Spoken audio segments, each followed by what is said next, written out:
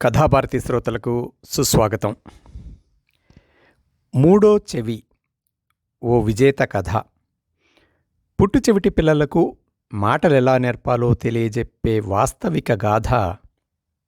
కన్నడ మూలం శ్రీ రవీంద్ర భట్, తెలుగు సేత శ్రీ ప్రతాప్ రాజులపల్లి వారి పుస్తకం నుండి గత వారం బెంగుళూరుకొచ్చిన నిరంజన్ అధ్యాయం విన్నాం.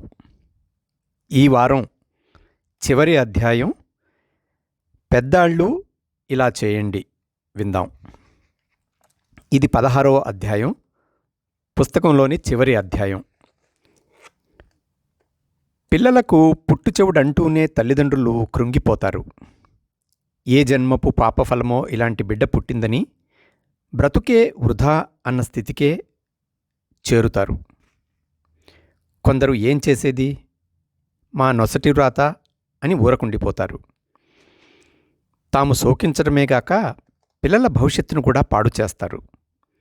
ఇలాంటి దశలోనే మన గురించి ఆలోచించగల హితైషి అవసరం ఎంతైనా ఉంది. పెద్దల్లో ఆత్మవిశ్వాసం నింపడమే ఈ హితైషి బాధ్యత.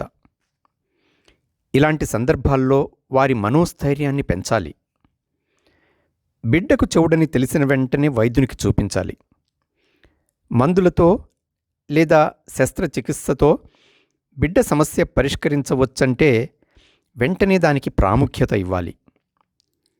చెవిటితనాన్ని మందులతో నయం చేయలేమని తెలిసిన తక్షణమే తల్లిదండ్రులు పిల్లలకు మాటలు, శబ్దగ్రహణం నేర్పించడం మొదలెట్టాలి. అభివృద్ధి చెందిన పాశ్చాత్య దేశాలలో చాలా వరకు పిల్లలు ఆసుపత్రుల్లోనే జన్మిస్తారు. శిశువు పుట్టిన వెంటనే అన్ని రకాల వైద్యకీయ పరీక్షలు కూడా జరుపుతారు. దీనివల్ల పిల్లలకు ఎటువంటి సమస్య ఉన్నా వెంటనే తెలిసి వస్తుంది. బిడ్డకు చెవుడుంటే వెంటనే దానికి మందివ్వడం, చికిత్స ప్రారంభిస్తారు. కానీ భారతదేశం లాంటి అభివృద్ధి చెందుతున్న దేశాల్లో ఇంకా కొంతవరకు ప్రసవాలు ఇంట్లోనే జరుగుతుండడం వల్ల చెవుడు లేదా వేరే ఏదైనా కొరత ఉన్నా చాలా రోజుల వరకు పెద్దలకు తెలిసిరాదు. శిశువుకు చెవి వినిపించదని తెలిసిన వెంటనే చెవి నిపుణులైన వైద్యునికి చూపించాలి. అన్ని రకాల పరీక్షలు చేసి చికిత్స ద్వారా చెవుడును బాగు చేయలేమని వారు చెబితే వెంటనే తల్లిదండ్రులు బిడ్డకు శిక్షణ ప్రారంభించాలి. సాధారణంగా చెవిటి పిల్లలు సైన్ భాషను నేర్చుకుంటారు. దీనికి ప్రముఖ కారణం, మీరు నేను మాట్లాడేటప్పుడు కూడా మనం ఊరికే మాట్లాడం, చేతులాడిస్తాం, ముఖంలో హావభావాలు చూపుతాం. దీన్ని గమనించే పుట్టి చెవిటి పిల్లలు ప్రపంచమంతా ఇలాగే అనుకుని వాళ్ళు కూడా అభినయంతో కూడిన సైన్ భాషనే అలవాటు చేసుకుంటారు. అలాంటి పిల్లలకు శ్రవణ యంత్రాన్ని వేయించి ప్రపంచంలో శబ్దమనేది ఉందని తెలియజేయాలి. పిదప అక్షరాభ్యాసాన్ని చేయించాలి, మాటలు నేర్పించాలి. చెవిటి పిల్లలకు మాతృభాషలో శిక్షణే మంచిది. ఇంట్లో అందరూ ఏ భాష మాట్లాడుతారో ఆ భాషనే నేర్పించడం మంచిది. చెవిటి పిల్లలతో ఇంట్లో వారందరూ మాట్లాడాలి. బిడ్డకు ఒకేసారి ఒకటి కంటే ఎక్కువ భాషలు నేర్పించబోతే వారికి అయోమయం అవుతుంది. ఎప్పుడు శిశువు వినిపించుకోవటం మొదలెడుతుందో అప్పుడు ఒకే భాషను నేర్పించాలి. సాధారణంగా అది మాతృభాష లేదా అధికార భాష అయి ఉండాలి. ఒక భాషను శిశువు బాగా నేర్చుకోగలిగితే తరువాత ఇంకో భాషను ఎక్కువ కష్టపడకుండా నేర్పించవచ్చు. బిడ్డకు శ్రవణయంత్రం వేసినా కూడా అది శబ్దాన్ని స్పష్టంగా వినగలగడం సాధ్యం కాదు. కనుక పెదవుల కదలికను గమనించి మాటలు అర్థం చేసుకోవడం నేర్పించాలి. చెవిటి పిల్లలకు మాటలు నేర్పించే స్కూళ్ళు ఉంటే అక్కడికి తీసుకెళ్లడం ఉత్తమం. వెంట అమ్మ కూడా వెళ్ళాలి. ఇంట్లోనూ తల్లి బిడ్డకు మాటలు నేర్పించడంలో ఎక్కువ సమయం గడపాలి. ఈ దశలో తల్లి కొన్ని అంశాలను క్షుణ్ణంగా మనోగతం చేసుకుని ఉండాలి.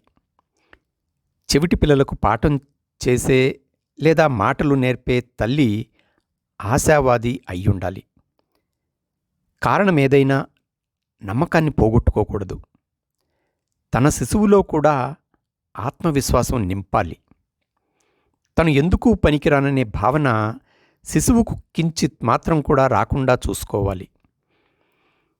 బిడ్డ అన్ని చేతల్లోనూ అమ్మ ఆసక్తి చూపించాలి. తల్లి తాను ఇంట్లో చేసే ప్రతి పని చెవిటి శిశువుతో పాటే చేయాలి, లేదా వాటి గురించి మాట్లాడుతూ ఉండాలి. మొత్తం కుటుంబానికే ఆ బిడ్డ చాలా కావలసిన వ్యక్తి అన్న భావన పెంచాలి. ఇంట్లో ఎవరే గాని ఆ శిశువును నిర్లక్ష్యం చేయకుండా ఉండేటట్లు చూసుకోవాలి. అప్పుడప్పుడు బిడ్డను నువ్వు మంచివాడివి, బుద్ధిమంతునివి అని వెన్ను తట్టి ప్రోత్సహిస్తూ ఉండాలి. అందుకే నువ్వంటే అంత ఎక్కువ ప్రేమ అని చెబుతూ ఉండాలి.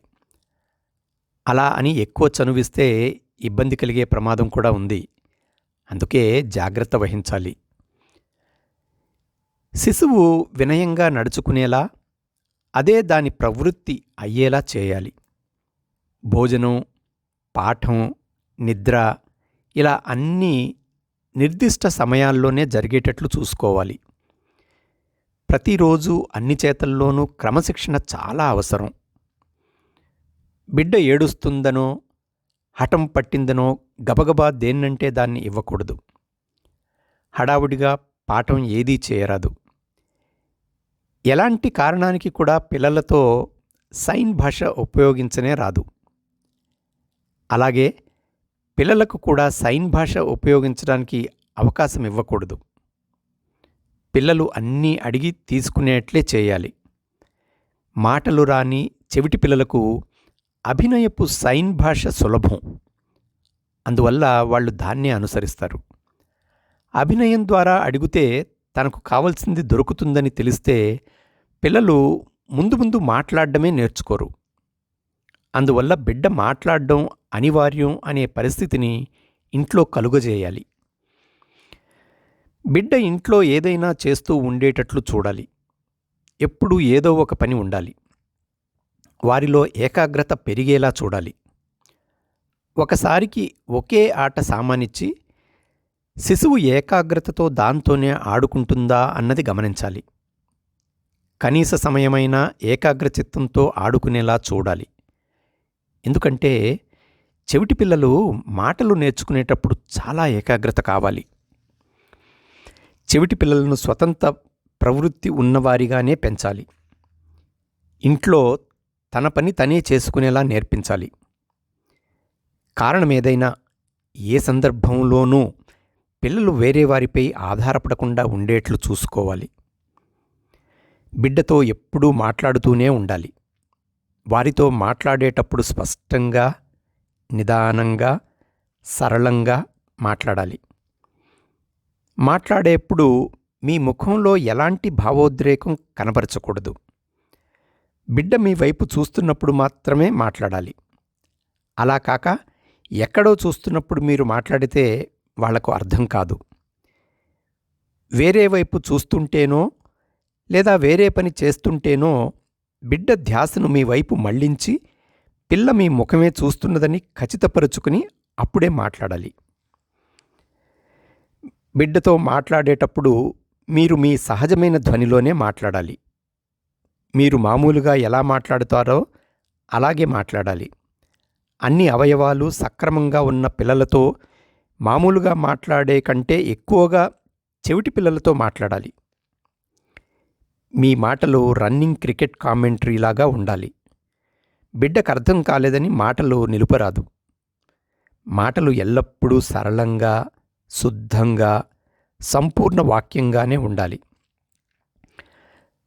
శిశువుకు ఆటబొమ్మలు, ఆట సామాను ఇచ్చి మాటలు నేర్పించేటప్పుడు ఆ బొమ్మ లేదా సామాను పేరు పదే పదే మార్చకూడదు.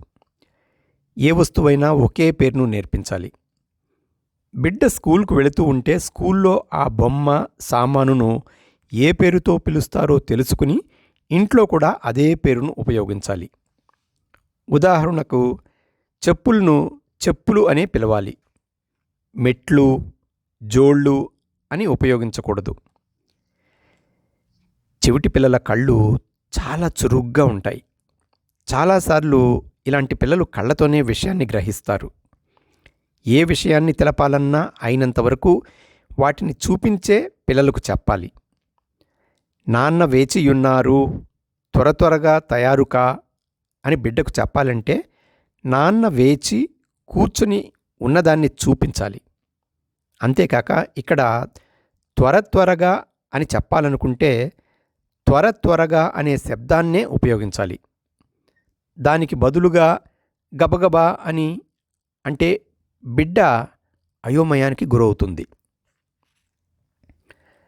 పిల్లల చుట్టుపక్కల ఏమేం జరుగుతుందో వాటన్నిటి గురించి మాట్లాడడం అమ్మ అలవాటు చేసుకోవాలి. అది ఎంత చిన్న విషయమైనా శిశువుకు తెలిసేలా చెప్పాలి. అంతేకాకుండా ఏ సమాచారం తెలుపాలన్నా పిల్లలకు అయినంత పూర్తి సమాచారాన్ని తెలియజేయాలి.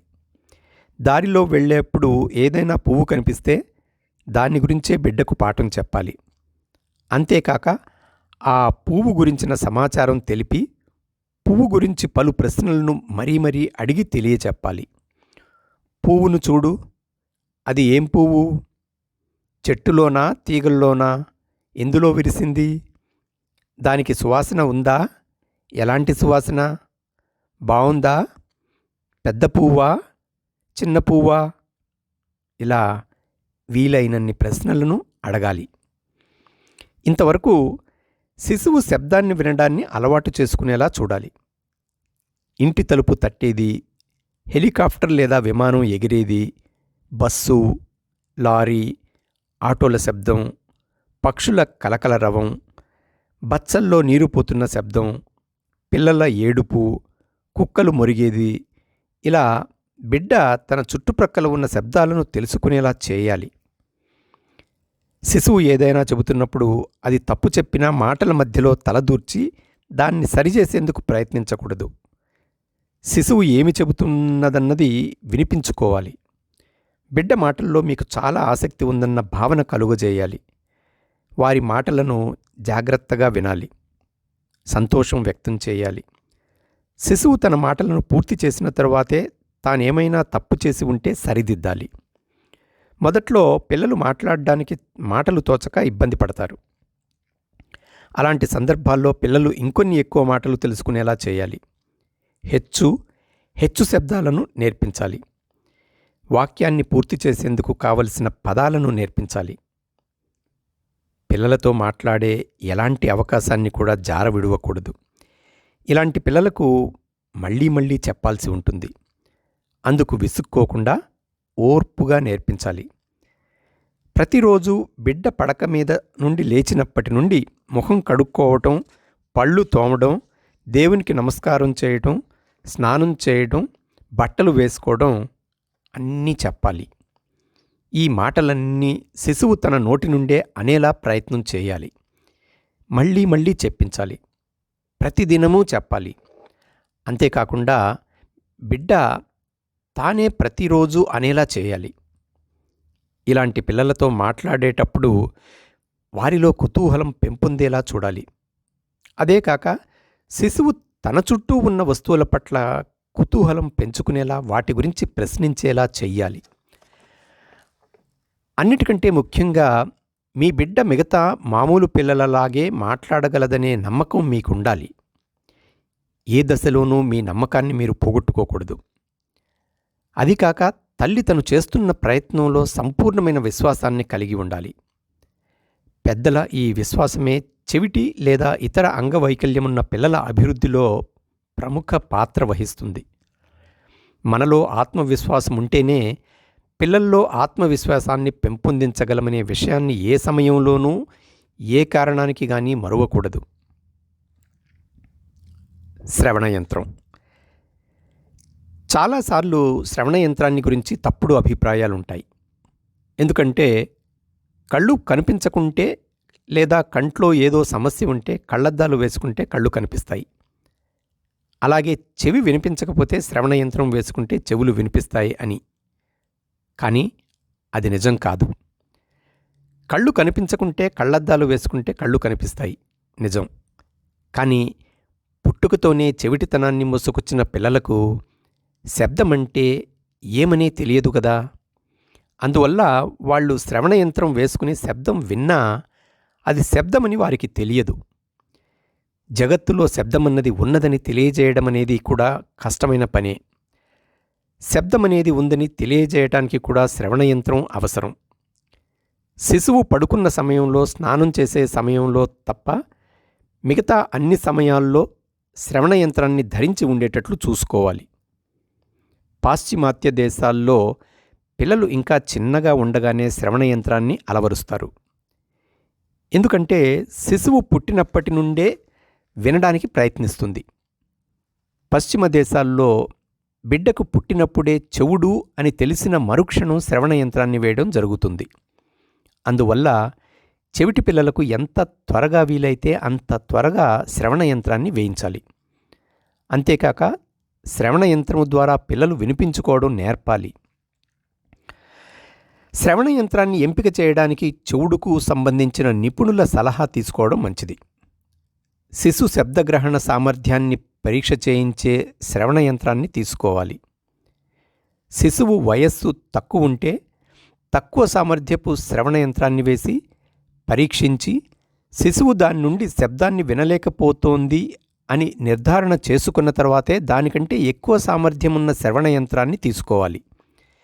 అన్ని సందర్భాలలోనూ చెవుడుకు సంబంధించిన నిపుణులను సంప్రదించే తీరాలి. లేదంటే శిశువు చెవికి హాని జరిగే ప్రమాదముంది. చిన్న వయసులోనే శిశువుకు శ్రవణయంత్రాన్ని వేయిస్తే దానివల్ల లాభాలు శిశువుకు అర్థమైతే శ్రవణయంత్రాన్ని వేసుకోవడానికి ఎలాంటి తకరారు లేవనెత్తదు. బిడ్డ పెద్దదైన పిదప శ్రవణయంత్రాన్ని వేయడానికి యత్నిస్తే దాన్ని వేసుకోవడానికి అది సిగ్గుపడవచ్చు, లేదా బిడ్డకు ఇబ్బంది కలిగి దాన్ని తీసివేయవచ్చు. ఇప్పుడు మార్కెట్లో పలు రకాల శ్రవణయంత్రాలు లభ్యమవుతున్నాయి. శ్రవణయంత్రాల నిపుణుల సలహా మేరకు మంచి యంత్రాన్ని పడేయవచ్చు. బిడ్డ ఆటలాడేటప్పుడు మరియు ఇతర సందర్భాలలో శ్రవణయంత్రానికి హాని కలుగకుండా చూసుకోవటం ఎలా అన్న విషయం బిడ్డకు నేర్పించడం మంచిది. తర్ఫీదు ఎప్పుడు? చెవిటి పిల్లలకు తర్ఫీదు ప్రారంభించటం ఎటువంటి కారణాల వల్ల కూడా ఆలస్యం చేయకూడదు. బిడ్డ పుట్టినప్పటి నుండి 5 ఏళ్ళు వరకు వచ్చే వరకు శిశువు జీవితంలో అతి ముఖ్యమైన కాలం. చెవిటి పిల్లలకు అది మరీ ముఖ్యం. ఈ దశలోనే పిల్లలకు శిక్షణ ఆరంభించాలి.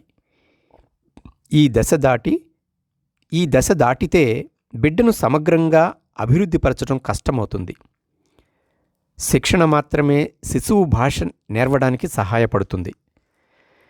శిశువు మాటలు నేర్వడం దాని వినికిడికి సామర్థ్యంపైనే ఆధారపడి ఉంటుంది. వినికిడి, ఏకాగ్రత చెవిటి పిల్లల పెంపకానికి తోడ్పడతాయి. అందరూ చెవిటి పిల్లలకు వినే సామర్థ్యం ఉండే ఉంటుంది. వైద్యశాస్త్రం ప్రకారం ఎవరూ చెవిటివారు కారు. కొందరికి చిన్న శబ్దాలు కూడా వినిపిస్తాయి, కొందరికి పెద్ద శబ్దాలు మాత్రమే వినిపిస్తాయి. అందువల్ల చెవిటి పిల్లలకు ఎంత త్వరగా వీలైతే అంత త్వరగా శ్రవణయంత్రాన్ని వేయించాలి.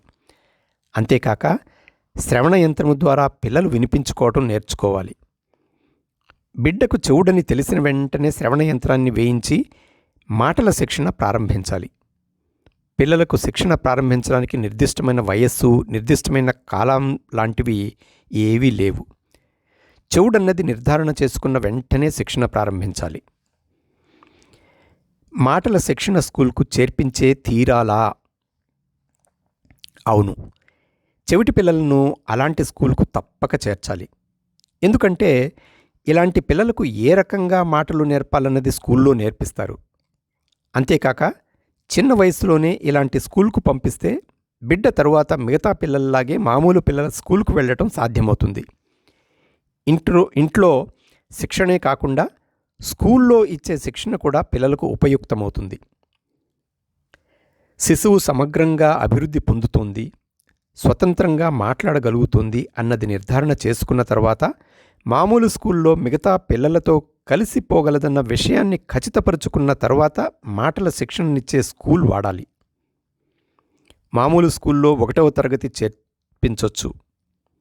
మాట్లాడే శిక్షణనిచ్చే స్కూల్కు పంపకుండా చెవిటి పిల్లలను నేరుగా మామూలు స్కూల్కు పంపితే వారికి ఎలాంటి లాభమూ ఉండదు.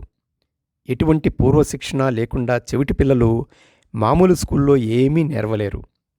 ఎందుకంటే అలాంటి పిల్లలకు మామూలు స్కూల్లో నేర్పించేది ఏమీ అర్థం కాదు. చెవిటి పిల్లలకి ఎలాంటి శిక్షణ పద్ధతి కావాలి? చెవిటి పిల్లలకు శిక్షణనివ్వటానికి 2 పద్ధతులున్నాయి. మాటలను నేర్పి మిగతా అందరూ మామూలు పిల్లల్లాగా సిద్ధం చేయడం ఒక పద్ధతి. సంజ్ఞల ద్వారా సంభాషించటం మరో పద్ధతి. ఇందులో మాటలు నేర్పే పద్ధతే మేలు. ఎందుకంటే సంజ్ఞల భాష చాలాసార్లు ఇతరులకు అర్థం కాదు. అయితే మాటలు నేర్చుకుంటే ఆ సమస్యే లేదు. మిగతా మామూలు వాళ్ళలాగా చెవిటి వాళ్ళు కూడా మాట్లాడొచ్చు. సంజ్ఞ భాష కాక మాటలు నేర్చుకుంటే చెవిటి పిల్లలు జీవితంలో పైకి రావచ్చు. ఉద్యోగం దొరకడానికి కూడా ఇది సహకరిస్తుంది. మాటలు నేర్చుకునే పద్ధతి వల్ల శిశువు వినిపించుకోవటం నేర్చుకుంటుంది. అదే కాక ఇతరులు మాట్లాడేది అర్థం చేసుకోవటం వల్ల వ్యవహారం సులభమవుతుంది. చిన్న వయసులో మాటల శిక్షణ పొందని వాళ్ళు, మాట్లాడడానికి వేరే సమస్యలున్నవాళ్ళు మాత్రం సంజ్ఞల భాషను నేర్చుకోవటం మంచిది. మాటలు నేర్పించే స్కూల్లో ఎలా నేర్పిస్తారు? ముందుగా సిద్ధం చేసే స్కూళ్లలో చెవిటి పిల్లలకు మాటలు నేర్పిస్తారు. చదవడం, రాయడం ద్వారా శబ్దగ్రహణాన్ని, వాక్య రచనను, ఇతరులతో మాట్లాడడం ఎలాగా అన్నది నేర్పించడం జరుగుతుంది. మరీ ఎక్కువ చెవుడున్న పిల్లలకు సంజ్ఞల భాషను నేర్పించడానికి బదులుగా రాయడం నేర్పించి దాని ద్వారా సంభాషణకు అవకాశం కల్పించడం మేలు. శిశువుకు 2 సంవత్సరాల కంటే తక్కువగా ఉండగానే రాయడం, చదవడం నేర్పించడం ముందుగా సిద్ధం చేసే స్కూళ్లలో జరుగుతుంది. ఇక్కడ శిశువును మాట్లాడేందుకు ఉత్తేజపరుస్తారు, రాయడానికి ఉత్సాహపరుస్తారు. దానికి సంబంధించిన పాఠాలను ప్రతిరోజు నేర్పిస్తారు. పిల్లలు సమగ్రంగా ఎదగడానికి కావలసిన అన్ని రకాల చర్యలను తీసుకుంటారు. చదవడం, రాయడం, వాటిలో తప్పులు సరిదిద్దడం, జ్ఞాపకం ఉంచుకోవటం, వినిపించుకోవటం అన్నీ ఇక్కడ నేర్పిస్తారు. ప్రతిదినం పలు విషయాల మీద పాఠం చేయడమే కాకుండా శిశువు తనంతట తానే నేర్చుకోవడాన్ని కూడా నేర్పుతారు. కాక ఒక్కసారి నేర్చుకున్న దాన్ని ఎలా మర్చిపోకుండా ఉండాలో కూడా తెలియజెప్పుతారు. దీంతో శిశువు సమగ్రంగా ఎదగడమేగాక తన వయసున్న మామూలు పిల్లల కంటే కూడా బుద్ధిమంతుడుగా పెరుగుతాడు. దీనివల్ల చెవిటి పిల్లలు మామూలు స్కూల్కు వెళ్ళినప్పుడు మిగతా అందరు పిల్లల కంటే ఎక్కువ బుద్ధిమంతులు కావడమే కాక ఉపాధ్యాయులతో, సహ విద్యార్థులతో కూడా సులభంగా కలిసిపోగలరు. అదీకాక ఇతర పిల్లల కంటే హెచ్చుగా తెలుసుకోవడం ద్వారా వారి ఆత్మవిశ్వాసం పెరుగుతుంది. మామూలు స్కూల్లో ఎప్పుడు చేర్చాలి? చెవిటి శిశువు తానే విచారణ చేసి మాట్లాడే స్థాయికి ఎదిగి ఉండాలి. అప్పుడు మాత్రమే వాళ్లను మామూలు స్కూల్కు చేర్చాలి.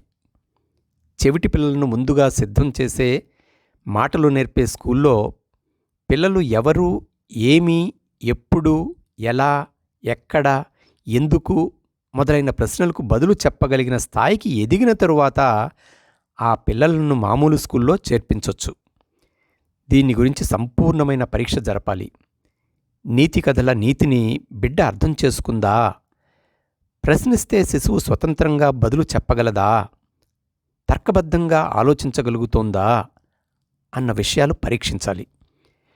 చెవిటి పిల్లలను 1వ తరగతికి చేర్పించేటప్పటికీ తగిన జ్ఞానం ఉండాలి. 2వ లేదా 3వ తరగతి పాఠాలు కూడా ఆ శిశువుకు తెలిసి ఉండాలి.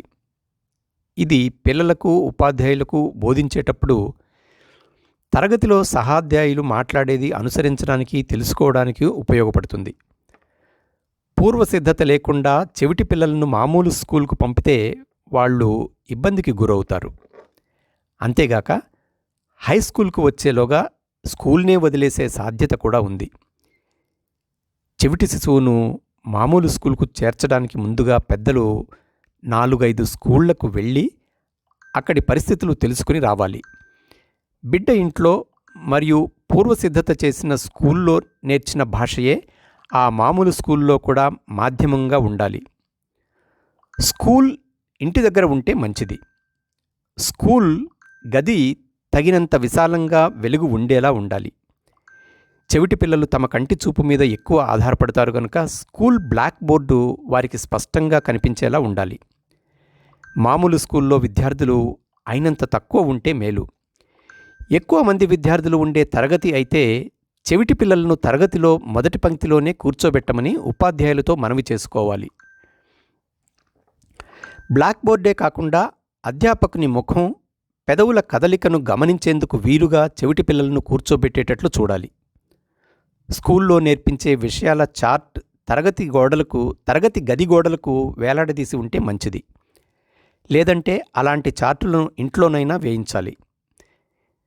మాదిరి బొమ్మలు, చిత్రాలు, పాఠోపకరణాలు కూడా ఉంటే మేలు. మామూలు స్కూల్లో శిశువును చేర్చిన పిమ్మట కూడా అమ్మ అప్పుడప్పుడు స్కూలుకు వెళ్ళి రావాలి. శిశువు ఎదుగుదల గురించి అధ్యాపకులతో చర్చించాలి. లేదంటే పిల్లలు చదువులో వెనుకబడే సాధ్యత ఉంది. తగ్గుస్థాయి తరగతుల్లో చెవిటి పిల్లలు సజావుగా చదవటం, రాయడం నేర్చుకునే వరకు ఒకే అధ్యాపకుడు పాఠం చేయడం మంచిది. మామూలు స్కూల్లో ఈ సౌలభ్యం లేని పాటైతే అమ్మే అన్ని పాఠాలు నేర్పించడం అనివార్యం. అప్పుడప్పుడు స్కూల్కు వెళ్ళినప్పుడు తల్లి తన బిడ్డకు పాఠం చెప్పడంలో ఏదైనా ఇబ్బంది ఉందా అన్న విషయం అధ్యాపకులను అడిగి తెలుసుకోవాలి. ఇలాంటి సందర్భాల్లో చెవిటి పిల్లలకు తెలిపేందుకై ప్రత్యేకంగా ఒక నోట్బుక్ను శిశువుతో పాటు పంపి ఏదైనా సమాచారం, తెలుసుకోవాల్సిన విషయం, సూచనలు ఉంటే వాటిని రాసి పంపమని అధ్యాపకులతో మొదటే విన్నవించుకోవాలి. చెవిటి పిల్లల సమస్య గురించి మొదటే ఉపాధ్యాయులకు, తరగతిలోని ఇతర సహాధ్యాయులకు ముందే వివరించాలి. ఎందుకంటే తరగతిలో వేరే పిల్లలు వీరిని నిర్లక్ష్యం చేస్తే శిశువు ఒంటరితనానికి లోనై శిక్షణలో వెనుకబడే అవకాశం ఉంది. తీరిక వేళల్లో, భోజన సమయంలో, ఆటలాడేటప్పుడు తమ చెవిటి శిశువు ఇతర పిల్లలతో కలిసి ఆటలాడడం నేర్పించాలి. దీన్ని గురించి చెవిటి శిశువుకు కూడా తెలపాలి. స్కూల్లో జరిగే పలు పాఠ్యేతర కార్యక్రమాల్లో కూడా శిశువు పాల్గొనేలా చూడాలి. మామూలు స్కూల్ నుండి బిడ్డ ఇంటికి వచ్చిన పిమ్మట స్కూల్లో జరిగిన ఎన్నో విషయాల గురించి ఇంట్లో వాళ్ళు పిల్లలతో మాట్లాడాలి. స్కూల్లోని ఇతర పిల్లలను ఇంటికి పిలిచి వారితో వాళ్ల చెవిటి పిల్లలు ఆటలాడేటట్లు చూడాలి. చెవిటి పిల్లలకు హెచ్చుగా చదవటం, రాయడం నేర్పించాలి. ఎందుకంటే చెవిటి పిల్లలకు జ్ఞానద్వారం పుస్తకాలే. కొంచెం పెద్దవాళ్ళైన తర్వాత పత్రికలు చదివే అలవాటు పెంపొందించాలి. పత్రికల్లో వచ్చే పద ప్రహేళికల్లాంటి పజిల్లు భర్తీ చేయడం, చిత్రాలకు రంగు వేయడం వంటివి చేయించాలి. బిడ్డ స్కూల్కు పోయే ముందే స్కూల్లో చేయబోయే పాఠం గురించి తగినంత తెలిపి పంపాలి. స్కూల్లో పాఠం జరిగేటప్పుడు బిడ్డ ప్రశ్నలను అడిగే స్థాయికి ఎదిగేలా చేయాలి. స్కూల్కు, వేరే చోట్లకు బిడ్డ స్వతంత్రంగా వెళ్ళి వచ్చేటందుకు దానికి శిక్షణ ఇవ్వాలి. లేదంటే బిడ్డ వేరే వారి మీద ఆధారపడాల్సి ఉంటుంది. మామూలు స్కూళ్లల్లో చదివిన పిల్లలు ఇతర సామాన్య విద్యార్థులు చేసే ఎన్నో కోర్సులను చేయొచ్చు. మెడిసిన్, ఇంజనీరింగ్ కూడా చేయొచ్చు. మామూలు స్కూళ్లల్లో చదివిన చెవిటి పిల్లలు మామూలు పిల్లల్లాగే సాధారణంగా ఉంటారు. సంజ్ఞల భాషను నేర్చిన పిల్లలు మాత్రం కొన్ని విశేషమైన కోర్సులు చేయాలి మరియు మాటల అవసరం తక్కువగా ఉండే పనులు చేయొచ్చు. చెవిటి పిల్లలకు కంప్యూటర్ శిక్షణ మంచిది. విద్య ముగించిన చెవిటి పిల్లలు ఉద్యోగాన్ని ఎంపిక చేసేటప్పుడు పెద్దలు సహాయం చేయాలి. వేరే రకాల మనుషులతో మాట్లాడే ఉద్యోగాన్ని అయినంతవరకు దూరంగా ఉంచడం మంచిది. సంశోధన చేయటం, లెక్కపత్రాలు, బ్యాంకు ఉద్యోగాలు చెవిటి పిల్లలకు కుదురుతాయి. కంప్యూటర్ శిక్షణ, గ్రంథాలయ విజ్ఞానం, ఆర్కిటెక్చర్ మొదలైన విభాగాలు చెవిటి పిల్లలకు సరిపోతాయి. మొత్తం మీద శిశువుకు చెవిటితనం ఉందని తెలిసిన మరుక్షణం నుండి బిడ్డ శిక్షణ పొంది ఉద్యోగం సంపాదించే వరకు పిల్లలకు పెద్దల సానుకూలత అవసరం. అయితే ఒకటి మాత్రం నిజం, మీ బిడ్డ ఇతర పిల్లలాగే మామూలు శిశువే అయ్యుంటుంది. తన కాళ్ల మీద తాను నిలబడి తన ఆర్జన తనే చేసుకుంటుంది. దాన్ని గురించి కించిత్ సందేహం కూడా అక్కర్లేదు. కృషితో నాస్తి దుర్భిక్షం. అదండి మూడో చెవి ఓ విజేత కథ. పుట్టు చెవిటి పిల్లలకు మాటలెలా నేర్పాలో తెలియజెప్పే వాస్తవిక గాథ కన్నడ మూలం శ్రీ రవీంద్ర భట్, తెలుగు సేత శ్రీ ప్రతాప్ రాజులపల్లి వారి పుస్తకంలోని చివరిది 16వ అధ్యాయం విన్నారు. జూలై 19వ తారీఖు 2025న మొదలుపెట్టిన మూడో చెవి ఓ విజేత కథ పుస్తక పఠనం ఈ ఎపిసోడ్తో ఒక కొలిక్కి వస్తుంది. అప్పటి నుండి ప్రతి వారం పోస్ట్ చేసిన ప్రతి ఎపిసోడ్ను ఎందరో శ్రోతలు వింటూ వచ్చారు. కొందరు స్పందనలు తెలియజేస్తూ కూడా వచ్చారు. అటువంటి స్పందనల్లో ప్రతి వారం తెలియజేసిన ఒక నిత్య శ్రోత శ్రీ వాడపల్లి చంద్రశేఖర వర్మ గారి స్పందనలు చదివి మీకు వినిపించాలని ఉంది. ఈ స్పందనలు కన్నడ మూల రచయిత శ్రీ రవీంద్ర భట్ గారికి, తెలుగు సేత శ్రీ ప్రతాప్ రాజులపల్లి వారికి, అలాగే నిరంజన్ తల్లిదండ్రులకు అందరికీ వర్తిస్తాయి. అందువలన ఈ స్పందనలు తప్పక తెలియచేయాలనే అభిలాష. వారు మొదటి నుంచి స్పందిస్తూ 15వ ఎపిసోడ్ దాకా పంపిన స్పందనలు ఇలా ఉన్నాయి. కథాభారతి మరో అడుగుని స్వాగతిస్తూ అభినందనలు. సదా మీ సాహితీ సేవను అక్కున చేర్చుకుంటాను. మూడో చెవి నవల తొలి పలుకులు విన్నాను. మీ మహోన్నత కృషికి అభినందనలు. ఇతివృత్తం ఆడియో వింటుంటే ఇంతవరకు తెలియని విషయాలు అవగతం అయ్యాయి. రచయిత, అనువాదకుడి ప్రయత్నం బహు ప్రశంసనీయం. ఈ ప్రాయోజిత కార్యక్రమం మీ ఆడియోగా రావటం చాలా బాగుంది. బహుశా మరి ఏ ఆడియో ఛానల్లో ఇంత మంచి కార్యక్రమం రాలేదనుకుంటా. పెద్ద కార్యక్రమం చేస్తున్నారు. పైగా సమాజానికి హితమైనది, అవసరం అయినదీను. సంపూర్ణ ఫలప్రదం కావాలి అని ఆశిస్తున్నాను. ఇదొక ప్రయోగాత్మక మానసిక శాస్త్రం అనిపిస్తుంది. అచ్చ తెలుగు పదాలు నిండిన జీవిత కథ, వాస్తవిక కథ, దాని గమనం ఉత్సాహంగా ఉంది. ఇక కథలో 2-3 చోట్ల సతతము అన్న పదం ఆహ్లాదంగా ఉంది. కలసి ఉంటే కలదుసుకం సినిమాలోని మేలిమి బంగారు మెలిక తిరిగిన ఈ పాటలో సతతము అన్న పదం శ్రీమతి సుశీల గారు ఎంతో మధురంగా పలుకుతారు. ఇప్పుడు మీ నోట ఆ పదం విని గుర్తుకు వచ్చింది. రచయితకు మీకు అభినందనలు. ఓ స్త్రీలోని మాతృమూర్తి సహనం, ఓర్పు, త్యాగం, ప్రేమ తెలిసి వచ్చాయి. ఆమెకు నమస్సులు తెలియజేస్తూ మీకు అభినందనలు. ఒక విజేత విజయం వెనుక మహాయజ్ఞం ఉంది. నిరంజన్లో ఆలోచన, తర్కం, భావ ప్రకటన పెరుగుతున్న వైనం, దాని వెనుక దీపగారి శ్రమ తెలుస్తున్న వాస్తవ కథాగమనం అభినందనీయం. చెవిటితనమున్న 8 ఏళ్ల నిరంజన్ మాట్లాడటంతో పాటు మానసిక వికాసం పరిణతి చెందడం అభినందనీయం. శ్రవణ యంత్రం నిప్పుకి గురి అయిన సంఘటన, అది తెచ్చిన మార్పు చదువుతుంటే ఉద్వేగం కలిగింది. ఆడియో చాలా బాగా వచ్చింది. అమ్మ అంటే జన్మతో పాటు జీవితాన్ని ఇచ్చే దేవత అని తెలియపరిచే వాస్తవిక సత్యం. వినిపించిన మీకు అభినందనలు. వింగ్ కమాండర్ కె శ్రీనివాసన్ దంపతులు, వారి అబ్బాయి రాజా, ఇది మరో వాస్తవిక కథ ఎపిసోడ్. త్యాగనిరతిని చాటే స్ఫూర్తిదాయకమైన కె శ్రీనివాసన్ విజయగాథ. మీరన్నట్లు కళ్ళు చెమర్చిన వైనం నాకునూ కలిగింది.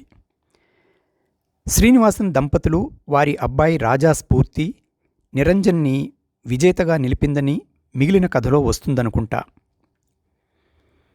మనిషి జీవితంలో ఎన్ని విజయాలన్నా సాధించవచ్చు. కానీ వాస్తవిక కథలోని నిరంజన్ ఒక స్ఫూర్తిదాయకమైన, ఆదర్శప్రాయుడైన విజేత.